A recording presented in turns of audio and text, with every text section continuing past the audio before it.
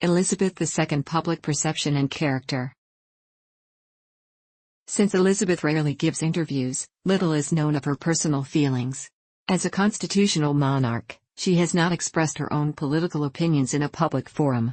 She does have a deep sense of religious and civic duty, and takes her coronation oath seriously.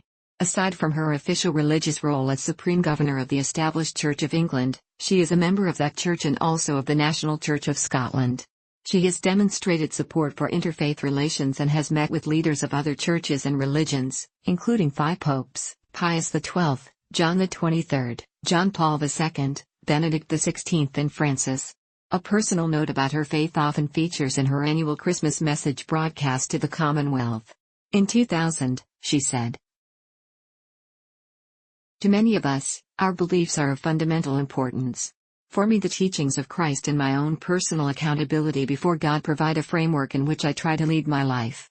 I, like so many of you, have drawn great comfort in difficult times from Christ's words and example."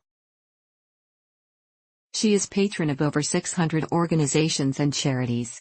Her main leisure interests include equestrianism and dogs, especially her Pembroke Welsh Corgis.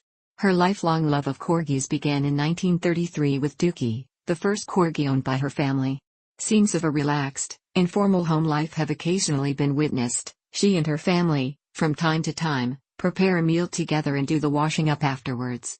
In the 1950s, as a young woman at the start of her reign, Elizabeth was depicted as a glamorous fairy tale queen. After the trauma of the Second World War, it was a time of hope, a period of progress and achievement heralding a new Elizabethan age.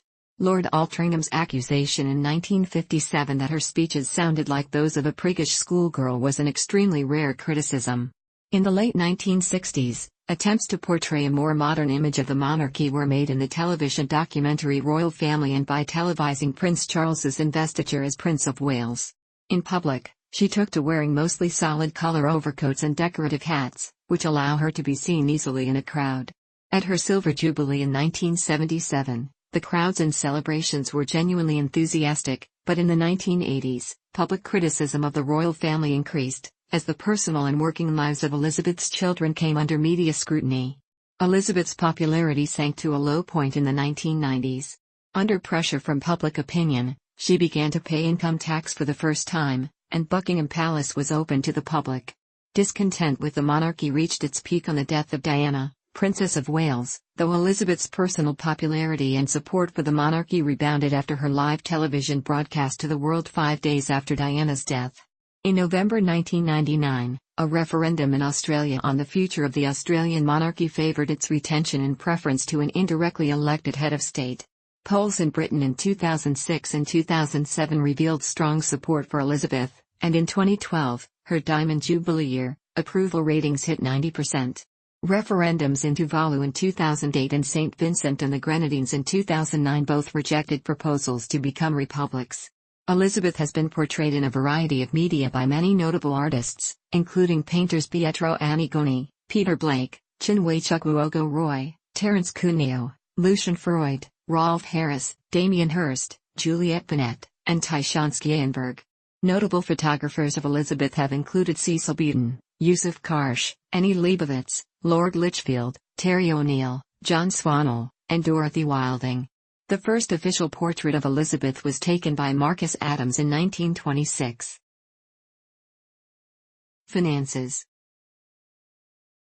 Elizabeth's personal fortune has been the subject of speculation for many years.